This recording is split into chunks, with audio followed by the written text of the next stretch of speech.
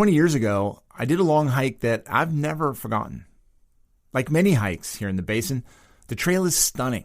Old-growth forests, crystal clear creeks, crazy views, the works. The trail I'm talking about, the Earl Grey Pass Trail, is also steeped in history. Every step of the 61-kilometer trek, which links the East and West Kootenay, has its own stories, legends even. People have been walking it for thousands of years. The route predates first contact in the Basin. It winds up a steep and narrow valley that to this day has never been logged. It starts around Argenta and ends around Panorama. Old-growth cedar, hemlock, and fir tower overhead. And for millennia, it was a trading and hunting trail for First Nations traveling east-west in a rugged region where valleys predominantly run north-south. Ktunaxa guides showed early settlers the route, and for a time, it was known as the Beef Trail. Cattle from the grasslands of the East Kootenay were driven across to feed hungry miners in the West Kootenay. It must have been a slog with cattle in tow. The pass is over 2,000 meters high, and the trail itself crosses Toby and Hamel Creeks several times. These are glacial-fed and raging torrents for much of the summer.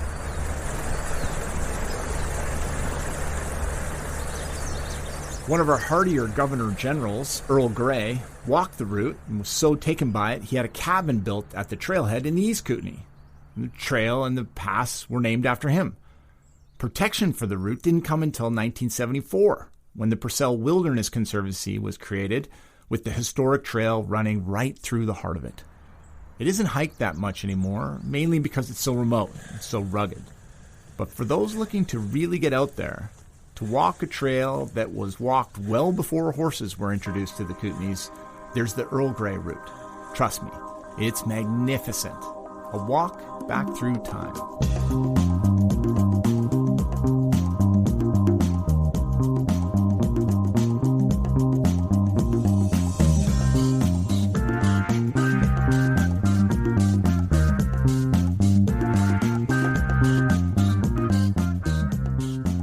Hi, I'm Mitchell Scott, Editor-in-Chief of Kootenay Mountain Culture Magazine, and this is The Headwaters, brought to you by Columbia Basin Trust.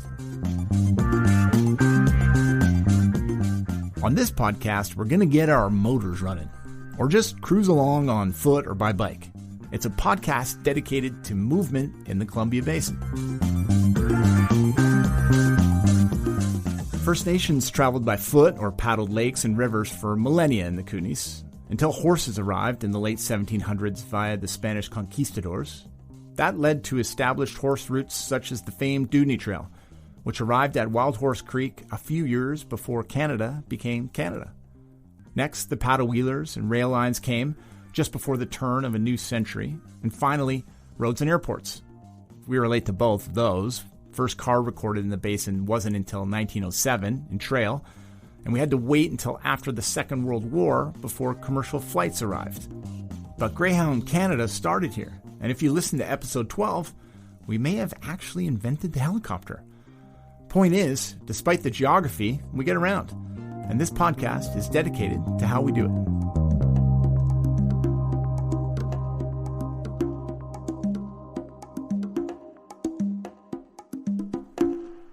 We begin our journey with a ride you can't take in the Kootenays, on a passenger train. A century ago, that's how people got around the Basin, by riding the rails and linking up with paddle-wheelers that plied Kootenay Lake and its surrounding rivers. Sadly, they don't anymore, because there are no passenger trains that originate here in the Kootenays. We asked Headwaters historian Greg Nesteroff to look into why that is. So Greg, have you ever actually ridden a passenger train here in the Basin? Well, I've taken the 5-kilometer excursion train from Fruitvale to Beaver Falls. I didn't even know that existed. I hadn't heard of that. Well, this is probably 20 years ago, but I think they still do run occasional excursions. But, that hardly counts as a train trip. I'm not young, but I am too young to have traveled in the Kootenays by train, which is a shame because the railway really helped open up the Columbia Basin. What do you mean by that? Well, before we get into what happened to rail travel in the Kootenays, we're going to need some history. So let's step back in time to when the train was the most comfortable, efficient way to get around. So watch your step, and all aboard. If you want to get on a passenger train in the Kootenays, I'm afraid you're going to have to do it in a museum. Either the steam train at Fort Steele or the two fabulous railway museums in the Kootenays. Where are these museums? In Revelstoke and Cranbrook. It's a bit ironic you can't take a train anywhere in the basin, but we have these museums dedicated to them. Really good ones. That irony is not lost on a historian. I'm a museum guy, but I would have loved to have traveled on one of those trains. And where are we here? At the marvelous Cranbrook History Centre, formerly the Canadian Museum of Rail Travel. Or to be more specific, we're on the Sault Spokane passenger train, which is really stepping back in time. And just over a century ago, between 1907 and 1914, the Sault Spokane used to arrive daily in Cranbrook from all over North America. And it's magnificent, with Honduran mahogany finish and well-appointed sleeping berths. This train even had a library. Real travel in luxury, like rich, deep mahogany wood. This was not your everyday passenger train. For one thing, from Cranbrook you could basically get anywhere you wanted on the continent via this train and its connections. It went from Cranbrook across the Great Plains to Minneapolis. The Sault Spokane Deluxe was a high-end way to travel. Along with us on this rail journey is historian Robert Turner, who knows as much about train travel as anyone in this country. Very much a first-class premium fare train. It wasn't the immigrant coaches with hard seats that people coming to settle in British Columbia often rode in. It wasn't the day coach. This had dining cars, full sleeping car services, and lounge cars. So it was the way the richer folks would travel. When did this kind of train travel begin in the Kootenays? It started in 1885. That's when they opened up the Transcontinental Railway through the Rogers Pass. That was the first train that went through the Kootenays. So it opened this area up to Canada, really. Canada became a nation after the railway made it to British Columbia. Right. But the true rail building frenzy here didn't happen until the 1890s. And that wasn't to move people so much as it was to move mining during the gold and silver booms. The great Galena rush. Exactly. So they had short spur lines that were built down from the main CPR line into the Kootenays and up from Washington State. And before the end of the century, we got another main line into the southern Kootenay. Here's Robert again. The railways initially filled in gaps between the steamer services on the rivers. And there was also railways built up from the Spokane area in Washington, that same period of the 1890s. It wasn't until 1898 that the railway was built through the Crow's Nest Pass. So the golden years of rail travel here were right at the beginning of the 20th century, right around the time the Sault Spokane was operating. And there were train stations in places like Cranbrook and Revelstoke and Fernie that were absolutely bustling. We actually have our office in the old railway station here in Nelson, which was derelict for many years, but has since been renovated and is now a center again. Yeah, it's a beautiful building, and many of these stations were the center of action in their towns. And you could take passenger trains between them, or to towns like Sandon and Morrissey and Girard, which are mostly ghost towns now. But trains and boats really were how people got around in those days. Okay, Greg, so when does it actually really start to all fall apart? First World War. That was hard on a lot of the rail companies. And that's when the Sault Spokane stopped running, right at the beginning of the war. And this was all the young miners, the men were getting shipped off to fight in Europe. Yeah, and it also coincided with roads between the towns starting to be built. The almighty car. I know. In the 1920s, the province went on a road-building spree, and they engineered the first road that went right across the province. Highway 3. Highway 3 went right to the Alberta border in 1928. Then came the Depression, and another war, and the rail lines were abandoned, especially the passenger routes. Here's Robert again. The decline came really in the 1920s when roads were beginning to be a network that you could travel on. And as more people got cars, bus services were developed in the Kootenays. So it became less convenient. Service was starting to decline. That really accelerated after World War II. And that's when so many of the branch line passenger trains were discontinued. So by the 1950s, the automobile started to take over. and the last paddlewheelers were retired in the Kootenays. And then the Trans-Canada was completed. Over Rogers Pass. Over the Rogers Pass. That pretty much ended it for passenger trains. The last passenger train originating here, the Dayliner that went through the Crow's Nest Pass, stopped running in 1964. And passenger trains that originated in the Kootenays were done.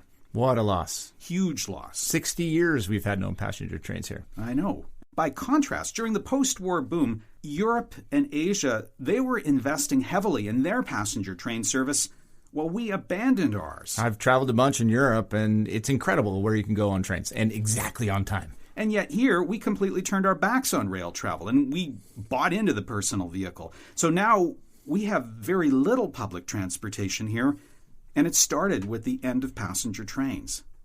Not to mention the jobs that it cost. I spoke with author Terry Gaynor. He wrote a book called When Trains Ruled the Kootenays for his take on the end of passenger service. The announcement, all aboard, and the silently closing door are enough to send a shiver of anticipation through the most experienced traveler. The railroad was the biggest employer in the Kootenays. You know, when you lose that economic base, it's a hell of a devastating blow, you know. What was it like to ride a passenger train in those days? So it really, truly was an experience, and the experience was 50% of your vacation. The other 50% might have been the destination. I think the difference is that today, you get on an airplane that isn't comfortable, people aren't friendly, and nor are airports, and you fly for a while, then you get off, and there's sort of no real sense of travel other than something happened that's uncomfortable, maybe. And then you're at the destination, but there's no enjoyment of the journey. And that's what I used to really love about it was the journey. The journey to me was everything. Less than 3 days away lie Vancouver and Canada's west coast. In between, the prospect of easy, fun-filled days and continually changing scenic beauty. Greg, Terry sounds like he really loved the train. Oh, he sure did. But Greg, you're talking to dusty old historians, no offense here. Does anyone under 60 really care there are no trains anymore? Well, let's ask them. We hop back on the Sault Spokane, and leading the tour is Travis Hillerbrood, our guide.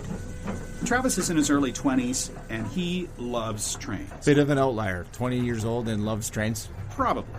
But he says he actually exists, in part because of a passenger train. It's where his grandparents met. They were on their way to Toronto, actually, for the CFL football game. It was 1954.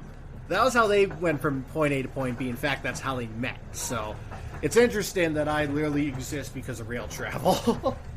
And also on our journey is a couple from Invermere, Kasia Kawalauka and Peter Marshall. Again, these are young people who have this to say about passenger trains. He exists because of his family meeting through the trains. My family would have kept connected because we're from Saskatchewan as well, and we had family in Ontario, and that would have been how our family kept connected. Honestly, I think being a country out of European history, it should have more rail travel.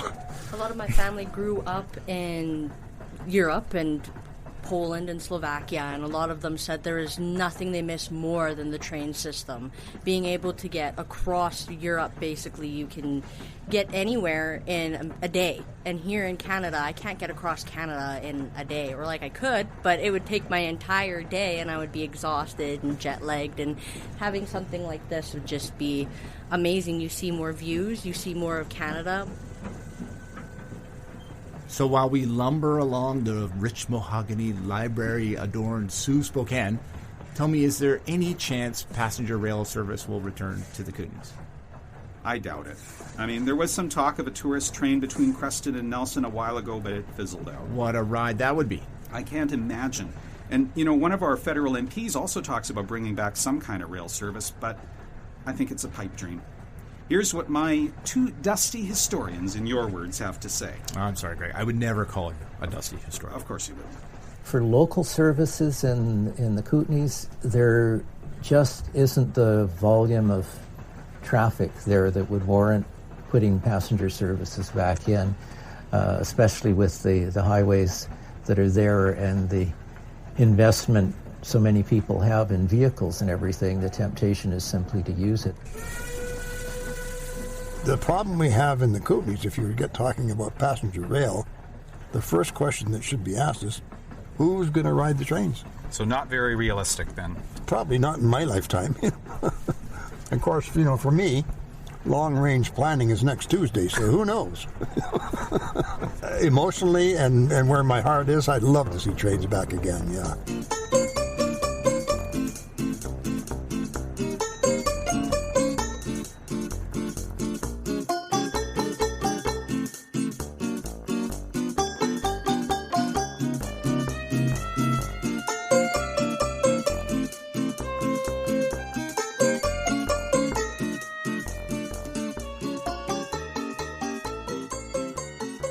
Thank you, Greg Nesteroff, for that fascinating history lesson on passenger trains. I wish I'd been around to experience a ride on the Sault Spokane. Which brings up the question, what if you lose the ability to get around, to travel by train, or even your own steam? Pardon all puns. I read a study that revealed 7% of adult Canadians have difficulty walking or climbing stairs. Not surprisingly, that percentage goes up as we age. There's a couple of volunteer groups out of Invermere and Nelson that are eager to help. They've started chapters of a group called Cycling Without Age. And as Lindsay Clegg found out, they have brought us a unique way to get around the basin. So we're going to go from your chair to the wheelchair, okay? Okay. Do you want my hand? Oh, yeah, you can take it out of the way. Okay. For John Ross, a trip from his favorite chair to a wheelchair can be a difficult journey, even though they're only 2 meters apart. Good job, John. John Ross is 83 and lives at Mountain Lake Seniors Community. His mind is sharp. He still reads books on politics and physics, but Parkinson's disease has ravaged his body, making the simplest physical tasks, such as walking, difficult. Okay, it's right behind you, John. Are you ready? I got ya. John was an engineer and physicist who lived all over Canada, raised 3 daughters, and had an extremely active life. 2 of his great passions were cross-country skiing and cycling. I was the president of the Canadian Ski Marathon, which was an annual event. When I was a kid, I cycled to school. It was about 2.5 to 3 miles in Vancouver.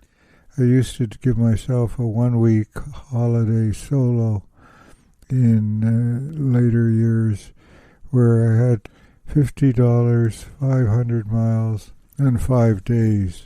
John thought nothing of riding almost 20 kilometers to work, even in winter, and at times planned vacations around cycling trips. I used to sing songs or recite poetry at the top of my lungs on country roads, and just joie de vivre. The cows took some interest, but not much. I just loved cycling. I loved being active. 1, 2, and 3. Good work. Okay, let's go. But John was forced to give up most of that activity as he approached 80. He was no longer physically able to get on and off the bike safely. Hi, John. I don't know if we've met. My name's Bob. Hi, Bob. Good to meet you. We're gonna have a ride around the parking lot here. So I'm gonna just buckle you in here. Okay, here we go. Just outside Mountain Lake, John is loaded onto a trishaw, which is an electric, pedal-assisted bike with a 2-passenger seat in front. Wendy Baker-Conkin is the pilot. The idea came about in Denmark, and Denmark being a big cycling country, there was a fellow named Ole who recognized that there were lots of people that probably would like to get out and about but couldn't cycle themselves, and so he borrowed a trishaw, and first ride happened, and it just grew from there. And now it's everywhere. It started in 2012, and now I think it's in like 70 countries across the world. Wendy started Cycling Without Age in Nelson. There's a similar group of volunteers in Invermere. They pick up passengers at senior centers and parks, sometimes right from their homes, and cycle them around the community. I mean, for me, it's a way of connecting with people that I wouldn't otherwise connect to. So the operating words are generosity, storytelling, relationships without age. And so we're just trying to bring people together, make sure that they still are, engaged with their community, even if there might be some level of isolation based on their age or based on their mobility level? What kind of things did you do as a cyclist? I was a commuter first and foremost, and in the last 10 years of my working career, I had a 19-kilometer one-way trip to work on quiet roads. Right. I got so I could do it for 12 months of the year, except after a snowstorm, when I wouldn't go for 4 days till they got the streets completely cleared. Right, because Ottawa can be a kind of a snowy place for sure. Yeah, it is. On this afternoon, John Ross gets several loops around the parking lot in the rain. He says it's not the same as hopping on the bike to pedal himself, and he misses the exercise of a ride. But he has a nice chat with Wendy and is outside in the fresh air. That's enough. I think it's a lovely idea for people who want to get outdoors and haven't got the capability of doing it on their own anymore. The trishaw John rides in was donated by Bob Schmitz, who also volunteers as a pilot and helped start the Nelson chapter. I guess I was vulnerable to get involved because my mom, who passed away at Mountain Lake here in 2010, would have loved this. She loved to get out, and right up to the time she passed away, we would go out almost every day and just with her wheelchair to go around the neighborhood. I thought, this is something my mom would have liked, and I've been looking for opportunities to do something in her memory. So talked with the family, and we decided that we would purchase and donate the first trishaw, which is this one here we're riding in. The Nelson Group now has a second trishaw. The bikes and smiling passengers have become a familiar sight around parks and pathways in the city, as they have in Invermere. Yeah, we don't want people to age out of cycling. And it's not just about age. A lot of the people we take early in life are disabled and can't cycle or can't really get around. Whereas we can take them over a larger extent of their community than they might be able to do with their walker or in their wheelchair. And I guess I hope that maybe 15 years down the road somebody will be available to pedal me around in my neighborhood when I'm not able to ride my bike anymore. Okay, we're coming up to home base here. Thanks so much for coming for the ride. Well, thank you both very much. You're very welcome. See, that proves that when you get on a bike in a grumpy mood, you don't get off it in a grump. Isn't that the truth? Puts a smile on your face. It does.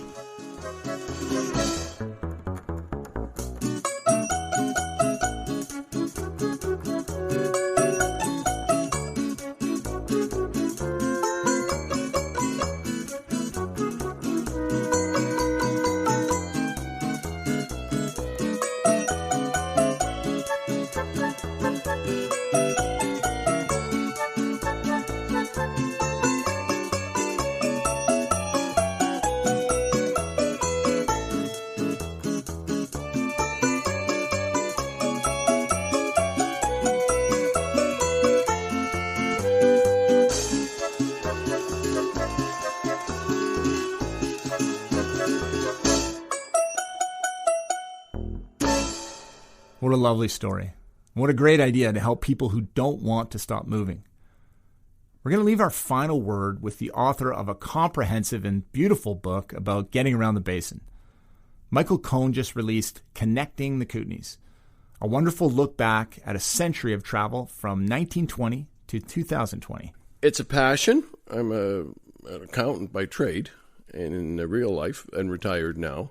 But this has been a passion of mine for a long time, well over 50 years. Michael's book primarily examines the paddlewheelers and ferry years on Kootenay Lake. But it's also a great primer on Kootenay transportation, and we lean on his expertise when making this podcast. Michael Cohn gets our final word. This is a book that I wrote. It's called Connecting the Kootenays. It contains a lot of very interesting stories from the cruise. And these are stories that you're not going to read anywhere else. There's stories about how they trained, how they used to navigate. I mean, that's all changed. It was done by compass and clock originally. That's how they got around, right? That's before the days of radar and sonar and all this sort of stuff. So there's that. There's stories of rescues, Lots of rescue stories. There's stories of daily life on these boats. You know, you were on a watch for a certain period of time, so you work with the same group of guys for long periods of time. There's stories of that. And just stories about problems they had. I mean, they had to deal with high water.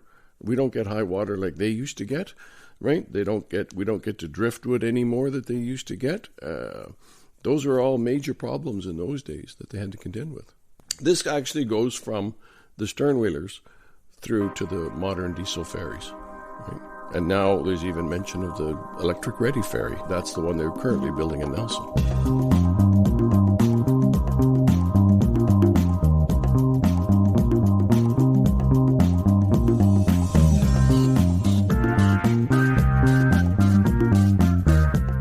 And that's our look at getting around the Kootenays, brought to you by Columbia Basin Trust. The Trust supports all kinds of social, economic, and environmental projects here in the Basin. Learn more at ourtrust.org.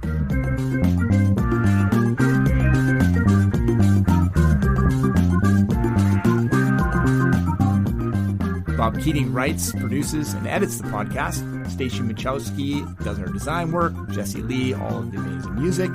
And a big shout out to our team at Kootenay Mountain Culture Magazine, Peter Moynes, Vince Hemsall, and Tara Cunningham.